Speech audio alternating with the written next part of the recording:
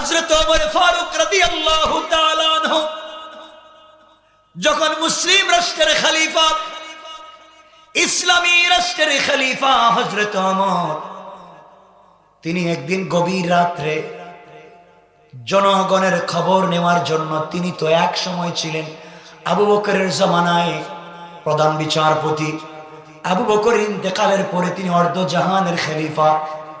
কি বুঝাতে চাই শুনেন, গভীর রাত্রে বের হয়েছে, পাবলিকের খবর নিবেন, জনগণের খবর নিবেন। এই জন্যই ঘর থেকে বের হয়ে অনেক দূর পর্যন্ত পৌঁছে গিয়েছেন।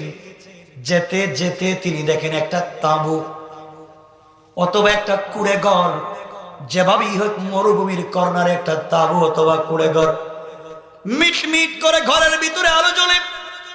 হযরত ওমর দৌড়াইয়া দৌড়াইয়া একজন রাষ্ট্রপ্রধান, যার কথা শুনলে শয়তান রাস্তা দিয়ে আসে না, এমন একজন প্রধান রাষ্ট্রপ্রধান ব্যক্তি গভীর রাত্রে যখন ঘোরেন, ঘরের কর্নারে গিয়ে শোনেন ঘরের ভিতর থেকে একটা যুবতী কণ্ঠে আওয়াজ আসতেছে, একটা যুবতী মেয়ে গান গাচ্ছে। হযরত ওমর দাঁড়িয়ে গেলেন ঘরের সামনে, চিন্তা করলেন এই রাষ্ট্র তো ইসলামিক রাষ্ট্র, এই রাষ্ট্রের সংবিধান আল কুরআন, এই রাষ্ট্র পরিচালিত হয় মসজিদের নববী থেকে, এই রাষ্ট্র যারা চালায় সবাই তো রাসূলের সাহাবী, এই রাষ্ট্রে যারা নীতি নির্ধারক সবাই তো তাহাজ্জুদ ওয়ালা, ইনসাফ ওয়ালা। এমন একটা রাষ্ট্রের ভিতরে কে জানি এমন গান গায়। হযরত ওমর দাঁড়িয়ে গেলেন, লম্বা গান গাইতে শুরু করলো। গান যখন গাচ্ছে, গানের বাংলা হচ্ছে, এই যুবতী গান গাচ্ছে আর বলতেছে, ও আমার প্রাণের বধূয়া, তুমি দীর্ঘদিন থেকে কোথায়? আমার যৌবন টলমল করে, বিয়ের পর থেকে তোমাকে কোনোদিন দেখিনি। এইভাবে যখন লম্বা আরবি গান গেয়ে যাচ্ছে যুবতী মেয়েটা, হযরত ওমর নিজেকে সহ্য করতে পারলেন না। আমার রাজ্যে, যেই রাজ্যে ইসলাম আছে, যেই রাজ্যে কুরআন আছে, এখানে অশ্লীল গান বাজনা চলবে, তা তো সহ্য করা যায় না। হযরত ওমর সহ্য করতে পারলেন না। যুবতী মেয়েটা ঘরের ভিতরে যখন গান গায়, হযরত ওমর নিজেকে সহ্য করতে না পেরে নিজের পরিচয় গোপন করে দুইটা ব্যাখ্যা হানাফি মাযহাবের বড় ইমাম আল্লামা ইমাম আবু বকর জাসসাস আহকামুল কোরআন লিল জাসসাস লিখেন, হযরত ওমর ঘরের পিছনের বেড়া ভেঙে তাঁবুর কাপড় ছিঁড়ে ঘরের ভিতরে প্রবেশ করেছেন, অথবা তিনি উপর দিকে উঠে ছাদ যেমনই ছিল তা ভেঙে ঘরের ভিতরে ঢুকেছেন। অর্থাৎ মৌলিক নিয়ম ছিল ঘরের সদর দরজা দিয়ে প্রবেশ করা। গভীর রাত্রে হযরত ওমর গভীর রজনীতে একজন যুবতী মহিলার ঘরের পিছনে তাঁবু ভেঙ্গে, উপর দিয়ে ছাদ ভেঙ্গে ঘরের ভিতরে প্রবেশ করে ঢুকে মেয়েটার সামনে দাঁড়ায়া গেলেন আর বললেন, যুবতী মহিলা, তুমি লাইটের আলো জ্বালাও। মেয়েটা ভয় পেয়ে গেছে, কি ব্যাপার? এই গভীর রাত্রে আমার ঘরে কে ঢুকেছে? কে ঢুকে বলতেছে আমি লাইট জ্বালাবার জন্য? আলো জ্বালিয়ে দেওয়া হলো। ওমর বললেন, আমার হাতে তরবারি দেখতেছো, তোমার শরীর থেকে মাথা আলাদা করে দেব। তুমি জানো না এই রাষ্ট্রের প্রেসিডেন্ট কে? যুবতী মেয়ে ডাক দিয়ে বলছে, রাষ্ট্রের প্রেসিডেন্ট হযরত ওমর, তাকে আমি ভালো করে বুঝি কিন্তু চিনি না। গরম মানুষ আমি জানি। তাহলে এই রাষ্ট্রের খলিফা যদি ওমর হয়, তুমি বলো তো রাষ্ট্র কোন জিনিস দিয়ে চলে? কোরআন দিয়ে চলে। বলো তো তুমি মুসলিম কিনা? হ্যাঁ আমি মুসলিম। তুমি মুসলিম, এই রাষ্ট্রের খলিফা ওমর, রাষ্ট্র চলে কোরআন দিয়া। তুমি গান গেয়েছো অশ্লীল ভাষায়, গান গেয়েছো কোন যুবকের কুলের উপরে মাথা রেখে গান গেয়েছো? আমি ঘরে ঢুকার টের পেয়ে যুবকটা ঘরের কোথায় কর্নারে লুকিয়ে গিয়েছে, বের করে দাও। আমার কথা শুনে যুবক কোথায় গেল? আর কেনই তুমি এত অশ্লীল গান গেয়েছো? মেয়েটা ডাক দিয়া বলতেছে, যুবক তোমাকে আমি চিনতে পারলাম না। তুমি আমার ঘরের ভিতরে ঢুকেছ, গভীর রাত্রে ঢুকে অপরাধ করেছ। যুবক, তোমাকে আমি চিনি না, জিন্দগিতে কোনোদিন তোমার মতো যুবক আমি দেখি নাই। গভীর রাত্রে তুমি অমরের রাজ্যে একজন মুসলিম যুবতী মেয়ের ঘরের ভিতরে বিনা পারমিশনে ঢুকেছ। নির্ঘাত আগামী কালকে তোমাকে অমরের আদালতে আমি আসামি বানাবো, তোমার বিরুদ্ধে নালিশ করব। আমার চিন্তা করেন বলে কি আমার সামনে দাঁড়াইয়া আমার বিরুদ্ধে আবার কোন অমরের কাছে নালিশ করবে? আমার পরিচয় গোপন করে বললেন, বল গান কেন গাইলি? আর যেই যুবকের কুলে মাথা রেখে গান গাইলি, যুবক কোথায়? মেয়েটা বলছে, যুবক মুখ সামলিয়ে কথা বলো। আমি এখন চিৎকার করব, চেঁচামেচি করব, আর বলবো তুমি আমার ঘরের ভিতরে ঢুকে জোরপূর্বক দর্শন করতেছ। এলাকার মানুষ জমা হয়ে যাবে। আর এই খবর যদি অমরের কানে পৌঁছে যায়, অমরে তো গরম মানুষ, নিজের ছেলেকে পর্যন্ত ছাড়ে নাই, সুতরাং তোমাকেও ছাড়বে না, তোমার শরীর থেকে মাথাটা আলাদা করে দিবে। মেয়েটা ডাক দিয়ে বলছে, যুবক খবরদার, ঘর থেকে বের হয়ে যাও। এবার অমর বললেন, বলো গান গাইলে কেন? এবার মেয়েটা দাঁড়িয়ে শক্ত ভাষায় বলছে, যুবক রে, তোমাকে আমি চিনি না, তুমি শোনো, আমি গান গেয়েছি, অবশ্যই গান গেয়েছি, কিন্তু কোন যুবকের কুলে মাথা রেখে গান গাই নাই। আমি আমার মনের ইচ্ছা গান গেয়েছি। যুবক, আমি যদি গান গেয়ে থাকি, আমি গান গেয়ে কোরআনের একটা বিধানকে লঙ্ঘন করেছি। আর গভীর রাত্রে তুমি আমার ঘরে ঢুকে কোরআনের চারটা বিধানকে লঙ্ঘন করেছো। সুবহানাল্লাহ, আল্লাহু আকবার। মেয়েটা বলছে, যুবক শোনো, এই রাজ্যের খলিফা আমার, এই রাজ্য চলে ইসলাম কোরআন দিয়ে, আমরা কোরআন বুঝি। গভীর রাত্রে আমার ঘরে ঢুকেছ, ইসলামের বিধানকে অস্বীকার করেছো চারটা, আর আমি করেছি একটা। তোমাকে চার বিধানের কারণে আগামীকালকে তোমাকে অমরের দরবারে নালিশ দিয়া তোমাকে আমি কাঠ গড়ায় নিয়ে যাবো। অমর চিন্তা করলেন, ঘরে ঢুকে কি আবার বিপদে পড়লাম নাকি? হযরতে ওমর ফারুক পরিচয় গোপন করে বললেন, বোন রে, এবার সুর নরম করলেন। মেয়েটা বলছে, আমি কোরআনের একটা বিধানকে লঙ্ঘন করেছি, গান বাজনা ইসলামে হারাম, আমি গান বাজনা করেছি। এই জন্য যদি আমি অপরাধ করি, আপনি আমার ঘরে ঢুকে চারটা বিধানকে লঙ্ঘন করেছেন।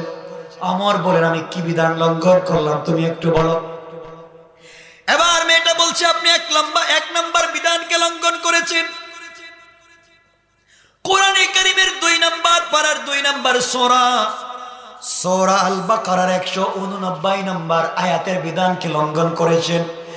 আল্লাহ রাব্বুল ইজ্জত ওয়াল জালাল বলেন, ওয়ালাইসাল বিররু বিআন তা'তুল বুয়ুতা মিন যুহুরিহা ওয়ালাকিন্নাল বিররা মান ইত্তাকা ওয়াতুল বুয়ুতা মিন আবওয়াবিহা ওয়াত্তাকুল্লাহা লাআল্লাকুম তুফলিহুন। যুবক, আল্লাহ বলছেন, তোমরা যদি কোন মানুষের ঘরে প্রবেশ করতে হয়, কোন প্রয়োজনে তোমরা কোন মানুষের ঘরে যদি যেতে হয়, অবশ্যই তোমরা মানুষের ঘরে গেলে তোমরা পিছনের দরওয়াজা দিয়ে চোরের মতো, ডাকাতের মতো ঢুকো না। আল্লাহ বলছেন, কোরআনে কারো ঘরে যদি ঢুকতে হয়, পিছনের দরওয়াজা দিয়ে চোরের মতো, ডাকাতের মতো ঢুকবা না। আল্লাহ বলছেন, ঢুকতেই যদি হয়, ওয়াতুল বুয়ুতা মিন আবওয়াবিহা, অবশ্যই তোমরা ঘরের সদর দরওয়াজা দিয়া, মেইন দরওয়াজা দিয়া ঢুকবা। আল্লাহ বলেছেন কোরআনে কারিমে, কারো ঘরে ঢুকতে হলে সদর দরওয়াজা দিয়া ঢুকবা। এরপর আল্লাহ বলেছেন, ওয়াত্তাকুল্লাহ, আল্লাহকে ভয় করো। যুবক, তোমাকে আমি চিনলাম না, তুমি আমার ঘরের ভিতরে প্রবেশ করেছো, ঘরের সদর দরওয়াজা দিয়া প্রবেশ করো নাই, তুমি আমার ঘরের পিছন দিক দিয়ে বেড়া ভেঙ্গে অথবা ছাদ ভেঙ্গে ঢুকেছো, কোরআনের বিধানকে সরাসরি লঙ্ঘন করেছো। সকালবেলা ওমরের আদালতে তোমার বিরুদ্ধে নালিশ করব, চোরের মতো আমার ঘরে ঢুকে আমার চরিত্র নষ্ট করতে চাইলা। হযরত ওমর আশ্চর্য হয়ে গেলেন, কয় কি? কথা তো ঠিকই। সুবহানাল্লাহ বললেন না? সবাই বলেন না সুবহানাল্লাহ। কোরআন যদি রাষ্ট্রে থাকে, জনগণ গুলো কোরআন বুঝে, ঠিক কিনা যেরেখা? আর আমাদের এমন এমপি মন্ত্রীও আছেন, কয় ঈদুল আজহার জানাজার নামাজ, ঠিক কিনা বলেন? কয় ঈদুল আজহার মানে চিন্তা করছে দুটোটা একসাথে পড়ে ফেলে আছে। যুবক, তোমাকে চিনলাম না, তুমি 1 নম্বর বিদআত, ঘরের দরওয়াজা দিয়ে ঢুকো নাই, অন্যায় করেছো। 2 নম্বর বিধান, দেখবেন যখন নির্বাচন আসে বাংলাদেশে, তখন রাত্রবেলা কিছু নেতা টাকা নিয়ে সদর দরওয়াজা দিয়া যায় না, পিছনের দরওয়াজা দিয়া টাকা দিয়া বুট কিনে নিয়া, যারা সমাজে মরা মানুষ 20 বছর আগে মরছে তারও বুট দিয়া নির্বাচনে ফাঁস করতে চায়। এরা নেতা নয়, এরা নেতা নয়, সবগুলা এমন এমন নেতা যারা মরা মানুষের কাফন বিক্রি করেও খায়, ঠিক কিনা বলেন? যুবক, তুমি কোরআনের 2 নম্বর বিধানকে লঙ্ঘন করে চললা। কোরআনে কারীমের 18 নম্বর পারার 24 নম্বর সূরা নূরের 27 নম্বর আয়াতে আল্লাহ বলছেন, ইয়া আইয়ুহাল্লাযীনা আমানু লা তাদখুলু বুয়ুতান গায়রা বুয়ুতিকুম হাত্তা তাস্তানিসু ওয়া তুসাল্লিমু আলা আহলিহা যালিকুম খায়রুল লাকুম লাআল্লাকুম তাযাক্কারুন। পড়েন আল্লাহু আকবার। যুবক, আল্লাহ রাব্বুল ইজ্জত বলেছেন কোরআনে কারীমের 18 নম্বর পারা 24 নম্বর সূরা নিসার 27 নম্বর আয়াতে বলছেন, যারা ঈমান এনেছো, তোমরা যখন কোন মানুষের ঘরে ঢুকবা, নিজের ঘর ছাড়া অন্য কোন মানুষের ঘরের ভিতরে প্রবেশ করবা, অবশ্যই অবশ্যই তোমরা তাদের কাছ থেকে অনুমতি নিবা। কোন সুবহানাল্লাহ। কোরআনের কি সুন্দর বিধান, সুবহানাল্লাহ বললেন না? কারো ঘরে গেলে অনুমতি নিয়ে যাইবা। এমন কি তুমি যদি তোমার মায়ের ঘরেও ঢুকো, মা কোন অবস্থায় আছেন তুমি জানো না, কথা কোন না কেন, আপনি অনুমতি নিয়ে ঢুকবেন। আপনার স্ত্রীর রুমেও যদি ঢুকতে হয়, আপনি অনুমতি নিয়ে ঢুকবেন। সে কোন অবস্থায় আছে আপনি জানেন না, আপনি সন্তান, আপনি ভাই, আপনি বোনের রুমে ঢুকলে আপনি অনুমতি নিয়ে ঢুকবেন। কথা বলেন না কেন? এই বিধান কার? সবাই বলেন কার? ইসলাম কত সুন্দর বিধান দিয়েছে, আজকে অনুমতি লাগে না। চাচাতো ভাই, খালাতো ভাই, মামাতো ভাই, ফুফাতো ভাই, দেবর সব নিয়ে এক জায়গায় বসে সব, কথা বলেন না কেন? আছে না নাই? আল্লাহ রাব্বুল ইজ্জত ওয়াল জালাল বলছেন, তুমি অনুমতি নিবা। আর যদি ঘরের দরজার সামনে দাঁড়াইয়া ডাকাডাকি করো, ঘরের ভিতর থেকে কেউ ঢুকবার অনুমতি না দেয়, কথা বলবা না, তুমি চলে যাইবা।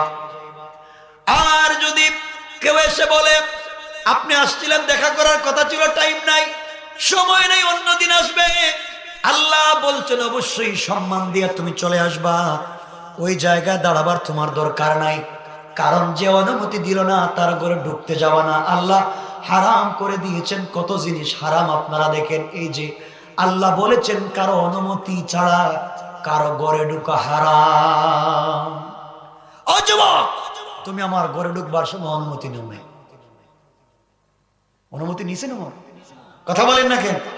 আমার বলতেছেন ঠিকই তো, আমি এতদিন তো এই আয়াতগুলা চিন্তা করলাম না, এত বিপদ। 1 নাম্বার তো ঘরের বিপরীত দিক দিয়ে ঢুকে অপরাধ করছি, 2 নাম্বার ভুল তো করছি, এখন দেখতেছি অনুমতি নিছি না। আচ্ছা বোন, এত নরম গলে এখন কথা বলতেছেন বোন, আচ্ছা বলো তো আমার 3 নাম্বার ভুল কি? মেয়েটা এবার বলছে, যুবককে তোমার 3 নাম্বার ভুল হলো, আল্লাহ কোরআনে কারীমের 18 নম্বর পারার 24 নম্বর সূরা নিসার 61 নম্বর আয়াতের শেষ দিকে আল্লাহ বলছেন, ফাইদা দাখালতুম বুয়ুতান ফাসাল্লিমু على أنفسكم تحية من عند الله مباركة طيبة আল্লাহ রাব্বুল ইজ্জত ওয়াল জালাল বলছেন ফাইদা দাখালতুম বুয়ুতান তোমরা যখন নিজের ঘরে পরের ঘরে যেখানেই ঢুকো ফাসাল্লিমু আলা আনফুসিকুম ঘরের ভিতরে যারা আছে অবশ্যই তাদেরকে সালাম দিবা সালামের জবাব না পাওয়া পর্যন্ত ঘরে প্রবেশ করবা না আল্লাহু আকবার ইসলাম কি সামাজিক শিষ্টাচার কি সুন্দর ব্যবহার আমাদেরকে শেখাচ্ছে এগুলো কোনোদিন পড়েন থিসিস করেন না কোরআন পড়েন না কোরআন আপনি তো এমন নেতার পিছনে ঘুরতেছেন নেতা গম চুর চাউল চুর কালবাড়ির টাকা চুর কথা বলেন না কেন আপনার যৌবন কেমন নেতার পিছনে খরচ করে দিয়েছেন ঘোরায়া ঘোরায়া কিয়ামতের দিন জবাব দিবেন আল্লাহ বলেছেন শাবাবাকা কাবলা হারামিক এই নওজওয়ানের হিসাব দেওয়া লাগবে ভুল হয়েছে কয়টা সবাই বলেন না কয়টা উমর দেখেন ঠিকই তিনটা ভুল করে ফেলছে আচ্ছা বোন আর কি ভুল করছে কত আপনি 4 নাম্বার ভুল করেছে আল্লাহ কোরআনে কারীমের 26 নাম্বার পারা সূরা হুজরাত 49 নাম্বার সূরা এই সূরার 12 নাম্বার আয়াতে আল্লাহ বলছেন ইয়া আইয়ুহাল্লাযীনা আমানু জতানিবু কাসীরাম মিনাজ-যন্ন ইন্না বা'দায-যন্নি ইসমুন ওয়ালা تجسسوا ولا يغتب بعضكم بعضا أيحب أحدكم أن يأكل لحم أخيه ميتا فكرهتموه واتقوا الله إن الله تواب رحيم পড়েন আল্লাহু আকবার আল্লাহ রাব্বুল ইজ্জত ওয়াল জালাল বলছেন যারা ঈমান এনেছো ইজতানিবু কাসীরাম মিনাজ-যন তোমরা অনেক ধারণা থেকে বেঁচে থাকো কোন আল্লাহু আকবার আর জোরে পড়েন আল্লাহু আকবার আল্লাহ বলছেন তোমরা ধারণা থেকে বেঁচে থাকো ইন্না বা'দায-যন্নি ইসমুন তোমরা ধারণা থেকে বেঁচে থাকো কারণ অনেকগুলা ধারণা গুনাহ অনেক ধারণা কি আপনি যে আমার ঘরে ঢুকলেন আমাকে ধারণা করলেন কোন যুবকের কোলে মাথা রেখে গান গেয়েছি এই ধারণাটা তো ইসলামে হারাম করেছে সুতরাং আপনি এই জায়গায় আমাকে ধারণা করলেন ভুল করলেন কোরআনের বিধান সূরা হুজরাতের 12 নম্বর আয়াতের বিধানকে লঙ্ঘন করলেন আপনি অন্যায় করেছেন আমার বন্ধুগণ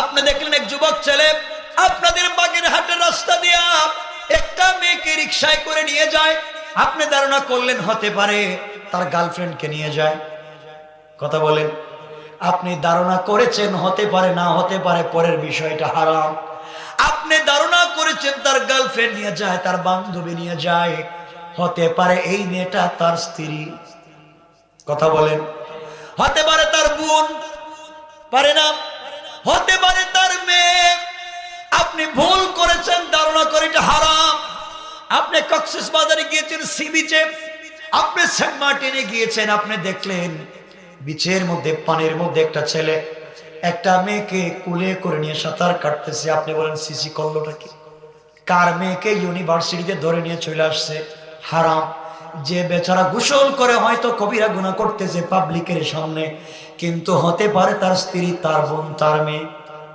কথা বলেন না কেন ধারণা করা হালাল না হারাম ও যুবক তুমি 4টা বিধানকে লঙ্ঘন করেছো আমাকে ধারণা করেছো জবাব দিবা কালকে তোমার নাম ঠিকানা দিয়ে যাও কালকে তোমার বিরুদ্ধে ওমরের আদালতে নালিশ করব ওমর কত বিপদে পড়লাম বলতো 4টা এখন যদি জানতে পারে কেউ কালকে আমি ঘরে ঢুকছি দিলে আমার চরিত্র নিয়ে তো টানাটানি করবে কথা বলে ঠিক কিনা ওমর তো চিন্তায় পড়ে গেছেন এক সাধারণ নাগরিকের ঘরে ঢুকে আর আজকালকের বড় বড় নেতারা নাগরিকের ঘরে ঘুমায় কথা বলে ঠিক কিনা কত এমপি কত চেয়ারম্যান ধরা খায় কথা কন না কেন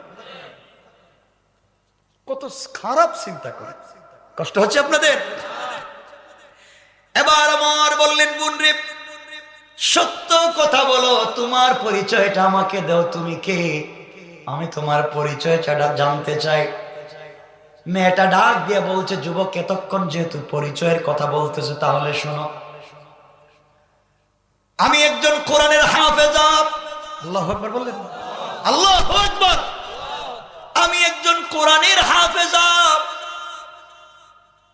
আর আমার স্বামী একজন আল্লাহর পয়গম্বরের সাহাবী। দুটা রিওয়ায়াত, কেউ বলছেন আমার স্বামীর নাম আব্দুল্লাহ বিন সাদ, কেউ বলছেন সাদ বিন আব্দুল্লাহ। দুটা রিওয়ায়াত, আমরা বলবো আব্দুল্লাহ বিন সাদ অথবা সাদ বিন আব্দুল্লাহ, যেই হোক, আমার স্বামী আল্লাহর পয়গম্বরের সাহাবী। আপনি কি ধারণা করলেন? আমার তো আশ্চর্য হয়ে গেলেন, কি বলে মেয়েটা? ও নাকি কোরআনের হাফেজা, এজন্যই তো সুন্দর করে বুঝাইয়া দিছে। ওরা কোরআনের হাফেজা হলেও কোরআন বুঝে, আর আমাদের দেশে টাইটেল দিয়া কামিল পড়ার পরও কোরআনের 2-4 আয়াত আমরা বুঝতে পারি না। ঠিক কিনা বলে? ইমাম সাহেবরা নামাজে যা পড়ে হে নিজেও জানে না কি পড়তেছে। কথা বলেন না কেন? সুদের আয়াত যায়, ঘুষের আয়াত যায়, জিহাদের আয়াত যায়। ইমাম সাহেব মসজিদে ওয়াজ করে, সব গুরুস্থানের ওয়াজ করে, চাকরি যেন না যায়। কথা বলেন না কেন? সব কথা তো আর বলবো না, রাত্র 12টা হয়ে গেছে, আপনাদের কষ্ট হচ্ছে মনে হয়। কষ্ট হচ্ছে না? এজন্য লম্বা করবো না। কি বলছেন বুঝি নাই। আচ্ছা আচ্ছা, আমার বন্ধুগণ, কথা বুঝতেছেন আপনারা? বুঝতেছেন তো ইনশাল্লাহ? আলহামদুলিল্লাহ পড়েন।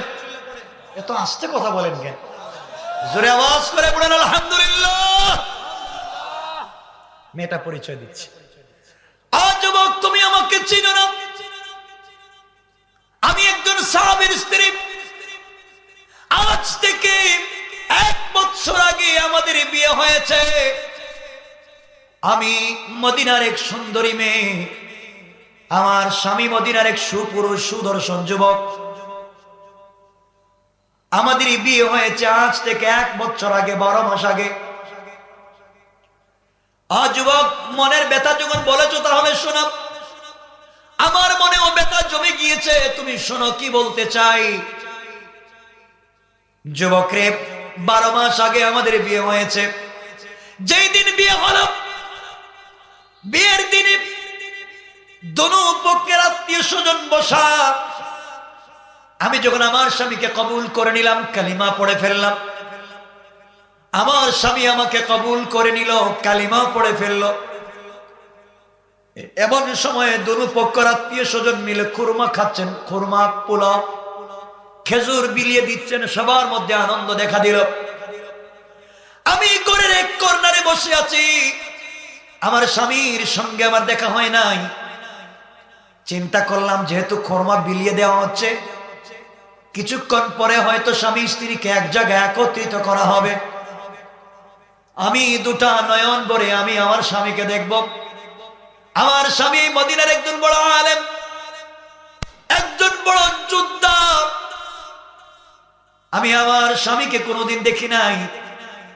মানুষের মুখে তার কত প্রশংসা শুনেছি, কিন্তু যখন সমস্ত আত্মীয় স্বজন মিলে খাবার খেতে চললেন, আমি ঘরের কর্নারে বসে আছি। চিন্তা করলাম, স্বামী আসতে যতক্ষণ দেরি হয়, আমি সময় নষ্ট করে লাভ নাই। আমি ছিলাম কোরআনের হাফেজা, ঘরের ভিতরে বসে বসে কোরআন তেলাওয়াত করে যায়। সুবহানাল্লাহ বলেন। কেমন ছিল ইসলামী পরিবার? এমন সময় আমি দেখলাম আমার স্বামী শুধুমাত্র কেবলমাত্র হাত ধুয়েছেন, খাবারের প্লেটে হাত দিবেন।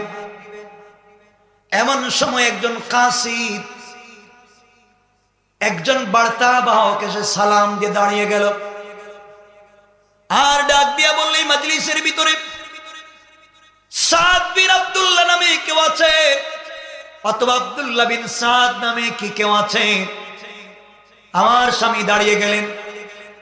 কাসিদ চিঠি হাতে দিয়ে বলল, এই চিঠি খলিফাতুল মুসলিমিন আমিরুল মুমিনিনের পক্ষ থেকে এসেছে, আপনি খুলে দেখেন।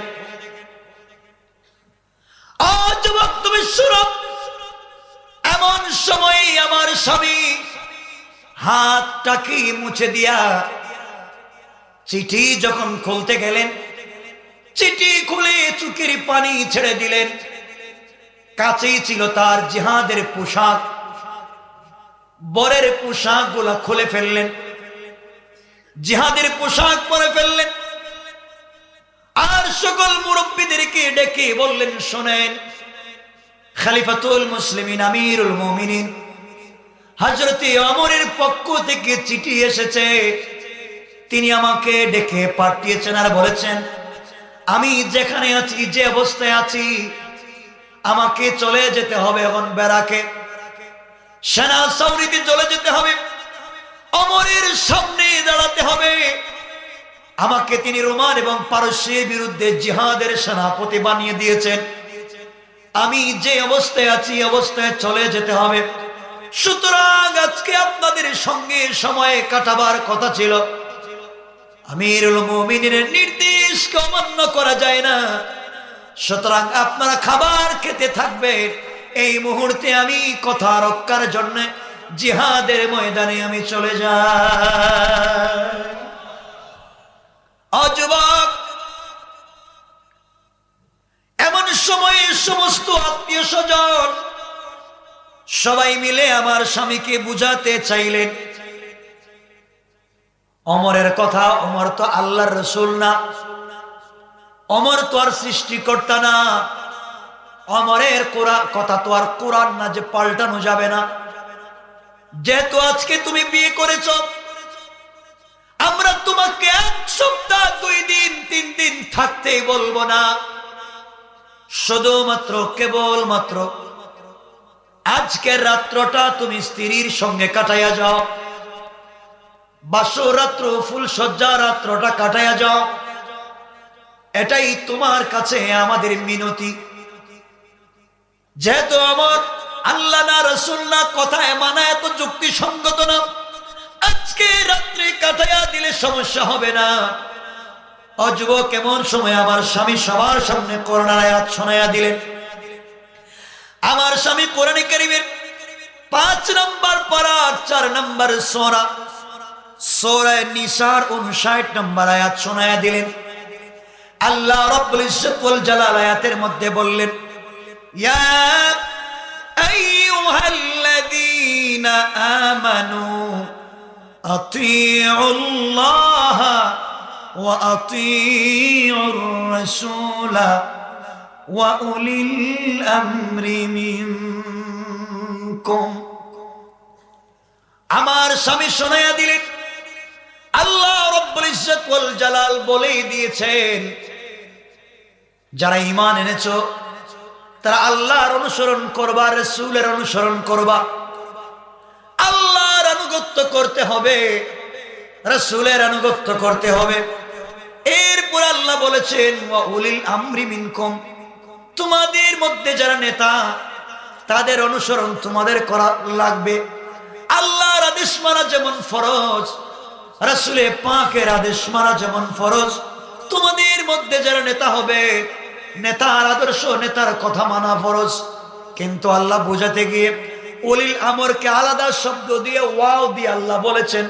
আল্লাহ বোঝাতে চাইলেন, এমন নেতাকে মানা ফরজ, আল্লাহকে বিনা বাক্যে মানা ফরজ, রাসূলকে বিনা বাক্যে মানা ফরজ।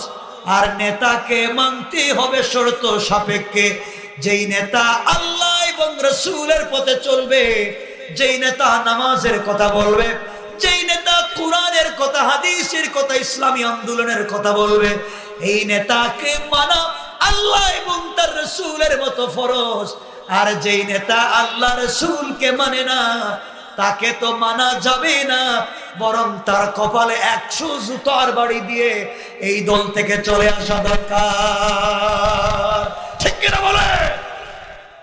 যেই দলে ইসলাম নাই, যেই দলের নেতা ফেন্সিডিল খায়, তার কর্মীরা ইয়াবার ব্যবসা করে, আছে না নাই? থাকা যাবে না।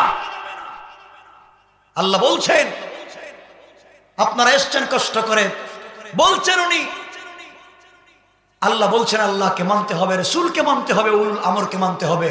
হযরত ওমর আল্লাহকে মানে না, রাসূলকে মানে না, মানে। সুতরাং উলিল আমরি মিনকুম, আল্লাহ এবং রাসূলের কথার মতো ওমরের কথা মানা ফরজ। সুতরাং বিয়া রাখেন, খাবার রাখেন, বাসর রাত্র রাখেন, সব কিছুকে লাথি দিয়ে ফেলে দিয়ে যেতে পারি, কিন্তু ইসলামের জন্য, দ্বীনের জন্য, তাওহীদের জন্য যদি ডাক আসে আমরা ঘরে বসে থাকতে পারি না। ঠিক কিনা জোরে বলেন? বের হয়ে চলে গেল। আজ এমন সময় আমার স্বামী আমার ঘরের দরজায় আসলেন, সালাম দিলেন। আমি কোরআন তিলাওয়াত করতেছিলাম। স্বামী এসে বললেন, স্ত্রী আমি ঘরে ঢুকতে চাই না, তোমার সঙ্গে 2 মিনিট কথা বলতে চাই, কোরআন তেলাওয়াতটা থামাও। তোমার সঙ্গে আজকে আমার বিয়ে হয়েছে, তোমাকে আমি দেখি নাই, তুমিও আমাকে দেখো নাই। আজকে ফুল সজ্জার রাত্র ছিল, কিন্তু আমার এই মুহূর্তে আমাকে জিহাদের সেনাপতি বানিয়ে পাঠিয়ে দিয়েছেন। আমি চলে যাই, কাগজের মধ্যে লেখা 4 মাস।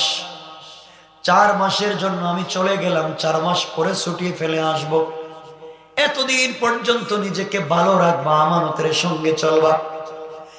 আজ যুবক আমি আমার স্বামীকে ডাক দিয়ে বললাম, স্বামী রে, আমি মদিনার এক সম্ভ্রান্ত মুসলিম পরিবারের সুন্দরী মেয়ে, আপনিও সুদর্শন একজন পুরুষ, আপনাকে আমি দেখি নাই, আপনি আমাকে দেখেন নাই। ঘরের ভিতরে আপনি আসেন, 1 মিনিট আপনাকে দেখে রাখতে চাই। যদি আপনি জিহাদের ময়দানে যাওয়ার পরে আল্লাহ না করুক আপনি যদি শহীদ হয়ে যান, কিয়ামতের দিনে আমি আমার স্বামীকে খুঁজে পাওয়া লাগবে, এই জন্য আমি একটু দেখে রাখতে চাই। আমার স্বামী আমাকে ডেকে বলেন, স্ত্রী রে, তোমার মনের যদি ইরাদা ইচ্ছা থেকে থাকে, এই চাহিদা যদি হয়, আর ধৈর্য ধারণ করে তুমি থাকতে পারো, আমি শহীদ হয়ে গেলে কিয়ামতের দিন জান্নাতের ভিতরে আল্লাহ তোমাকে আমাকে স্বামী স্ত্রী হিসাবে পরিচয় করাইয়া দিবেন। কোন সুবহানাল্লাহ। যুবক আব্দুল, যুবক, এমন সময় আমার স্বামী চলে গেলেন, আর দেখা হলো না। 4 মাস দেশে যেদিন পূর্ণাঙ্গ হয়ে গেল, ওই দিন আমি সুন্দর করে হাতে পায়ে মেহেদি দিলাম, ডিজাইন করলাম, অর্নামেন্টস জুয়েলারি ইউজ করলাম, স্বামীর জন্য জীবন যৌবন উৎসর্গ করে আমি সাজলাম।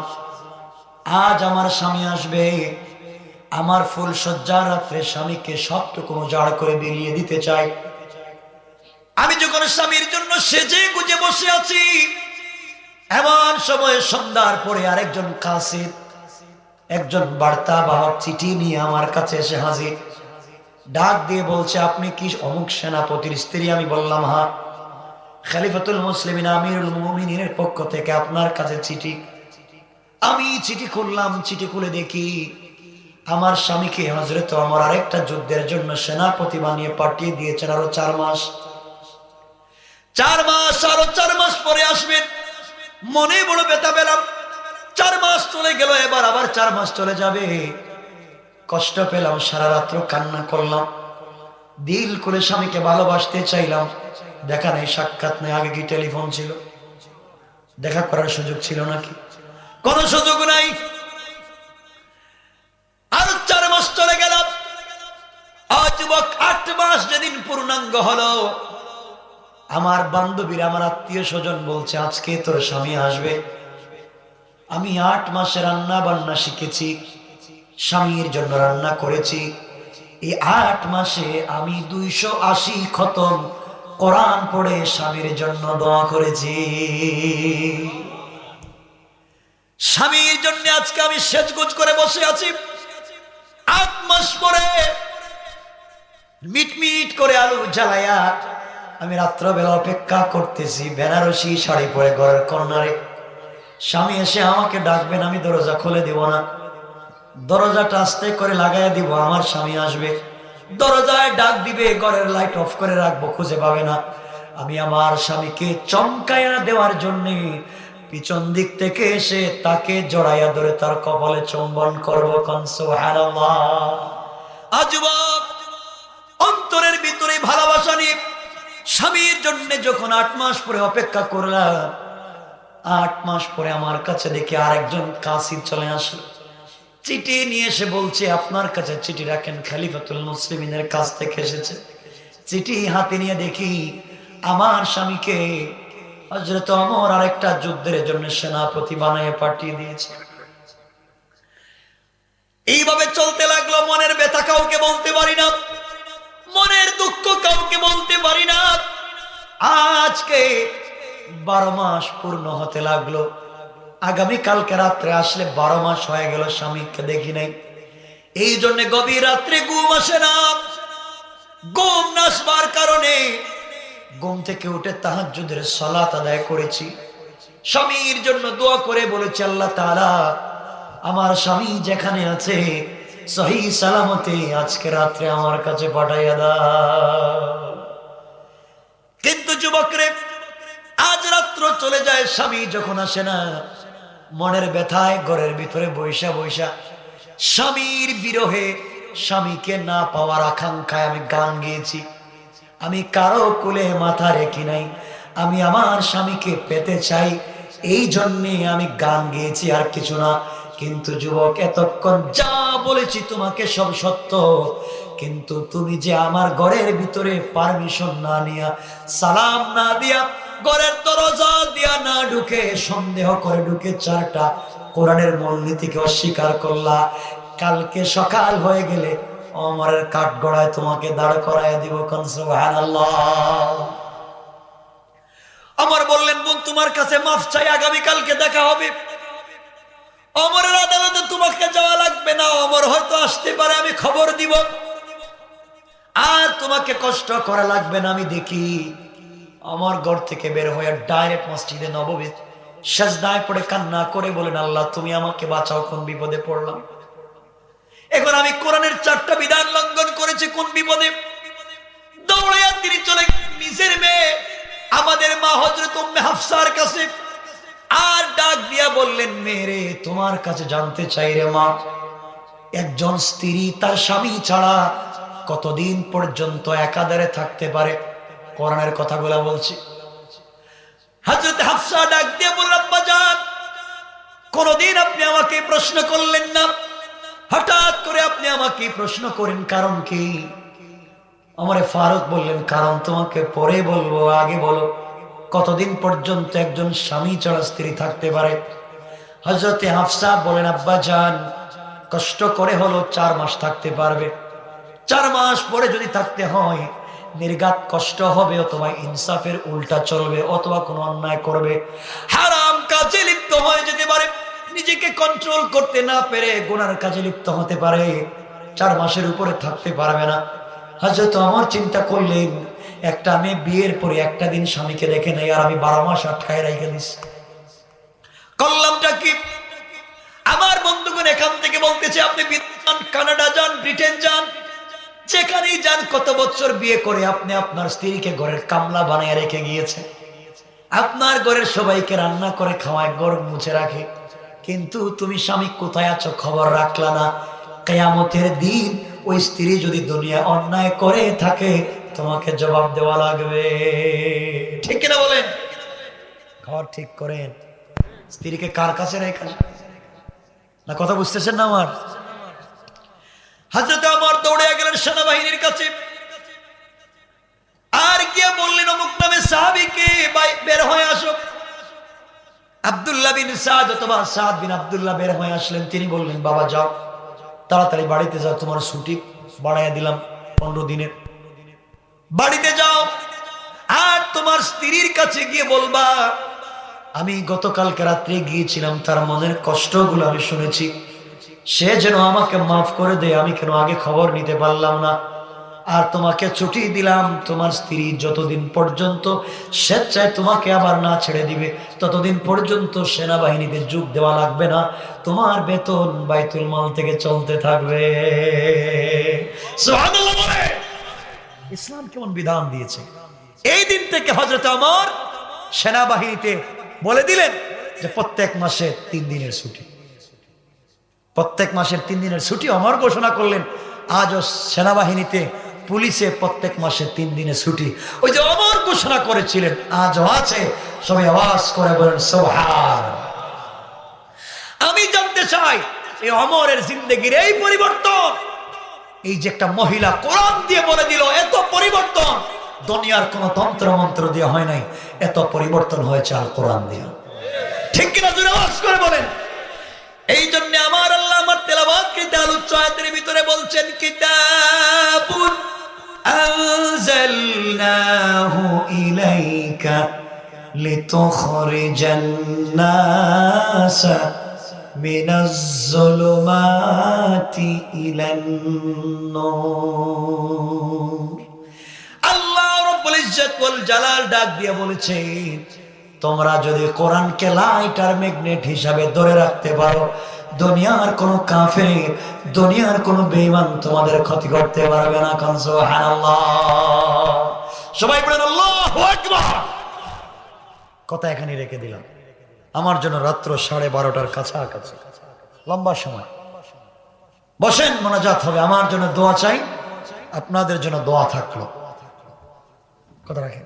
এটা কি আমি বুঝি নাই তো। প্রচলিত বেদাত কি কি আমাকে প্রশ্ন করেন, সবগুলোর উত্তর দিয়ে দেব। বেদাতের তো অভাব নাই। আপনারা যদি কেউ প্রশ্ন করেন যে অমুক বিষয় সম্পর্কে, ওই বিষয় সম্পর্কে জানতে চাই, তাহলে বলা যাবে। বলতে গেলে তো কত হাজার বেদাত বলতে হবে। বসেন, মোনাজাত করেন। উঠেন কেন? এখন কথা শেষ করতে উঠে যাচ্ছেন। কারো কোনো প্রশ্ন আছে? আলোচনায় কারো কোথাও কোনো প্রশ্ন আছে?